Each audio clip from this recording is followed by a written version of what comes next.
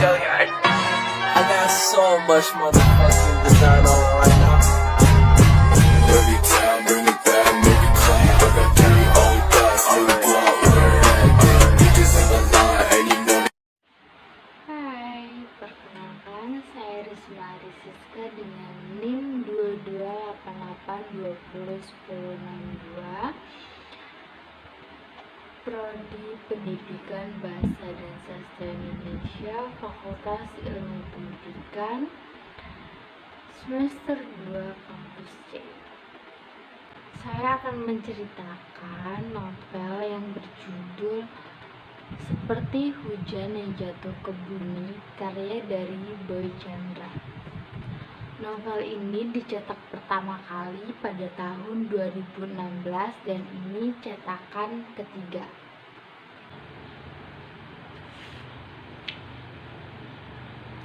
Ada kalian. Hai. Kalian gak sabar ya nunggu aku membacakan cerita singkat dari bukunya Boy Chandra yang berjudul Seperti Hujan yang Jatuh ke Bumi, ya kan? Kalau kalian gak sabar, kalian simak terus video aku sampai akhir ya guys ya. Karena di video aku kali ini aku juga akan menjelaskan secara singkat. Novel ini memiliki 284 halaman dengan ukuran buku 13 x 19 cm. Novel ini diterbitkan pertama kali oleh Media Kita. Saya bacakan terlebih dahulu. Aku pernah belajar merelakanmu berkali-kali, melepaskanmu pergi dengan cinta yang lain, membiarkan kesempatan memilikimu hilang untukku. Sebab kamu berhak bahagia, meski sesungguhnya aku tidak bahagia dengan keputusan itu. Ketidakkeberanianku mengingatkanmu, memberi ruang bagi orang asing yang mendekatimu. Kupikir hidup akan baik-baik saja. Semua harus berjalan seperti sedia kala. Kamu dengan seseorang yang memilihmu, aku dengan hati baru yang mencoba tumbuh di hidupku. Kuberikan hatiku pada seseorang yang lain. Kubiarkan dia menggantikanmu.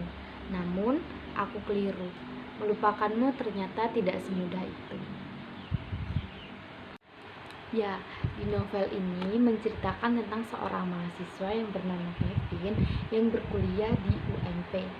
Kevin diceritakan sebagai seorang yang tampan dan pendiam, atau dengan istilah anak muda sekarang, cowok cool atau cowok dingin ya. Saking dinginnya si Kevin tidak memiliki pacar.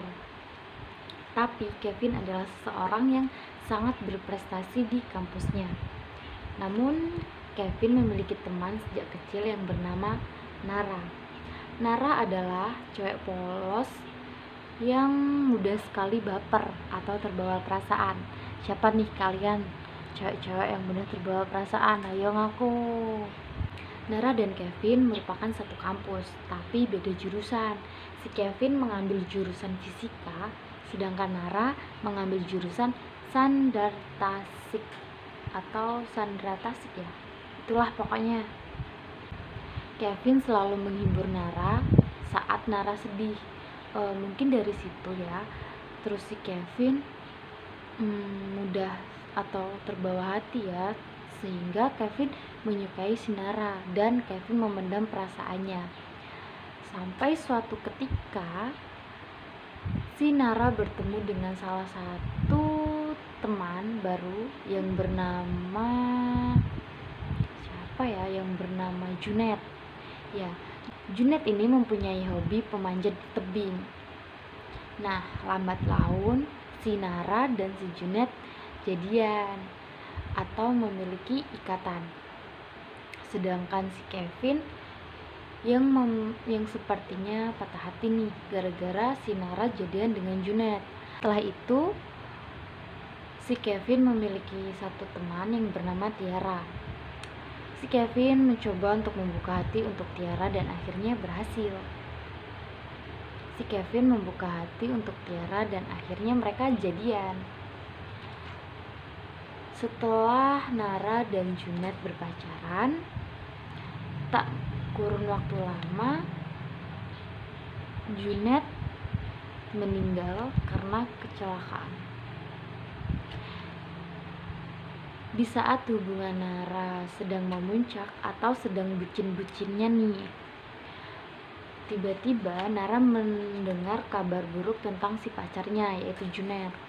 Junet mengalami kecelakaan akibat terjatuh dari memanjat tebing dan mengakibatkan nyawanya melayang. Ya, Junet meninggal akibat panjat tebing, terjatuh dari panjat tebing. Si Nara pun bersedih terus-terusan. Tak lupa teman masa kecilnya itu, yaitu Kevin, selalu menghibur si Nara kapanpun dan dimanapun.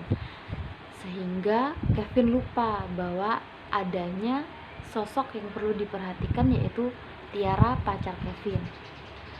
Tiara pun mungkin kesal ya, sehingga Tiara merelakan Kevin untuk si Nara.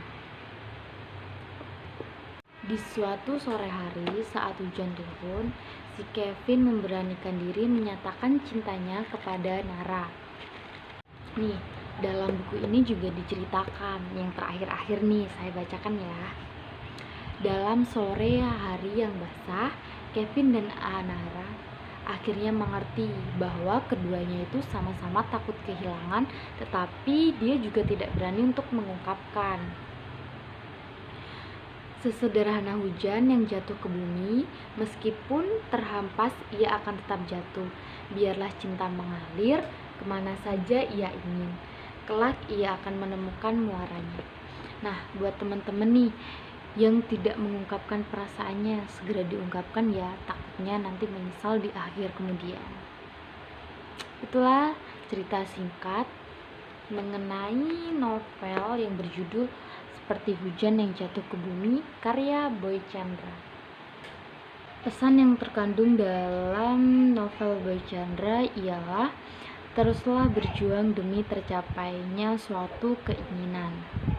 Meskipun banyak rintangan, seperti yang ditemui kepada sosok seorang Kevin, walaupun Nara terus menyakiti hatinya, tapi Kevin terus berjuang untuk mendapatkan hatinya Nara. Dan jangan sia-siakan seseorang yang peduli kepada kita, yang ditemui kepada sosok Kevin, kepada Tiara yang sudah peduli terhadap Kevin, tapi disia-siakan oleh Kevin. Dan kita juga harus belajar melepaskan apa yang bukan menjadi takdir kita, seperti Tiara yang merelakan Kevin untuk Nara, dan Nara yang merelakan Junet yang sudah tiada, mengikhlas. Dalam penulisan buku, tak luput juga ada kekurangan dan kelebihan dalam penulisan. Yang kedua ialah penggunaan bahasa yang mudah dimengerti dari berbagai kalangan, dari yang muda, tua, ataupun yang anak-anak. Yang ketiga, penokohan yang kuat.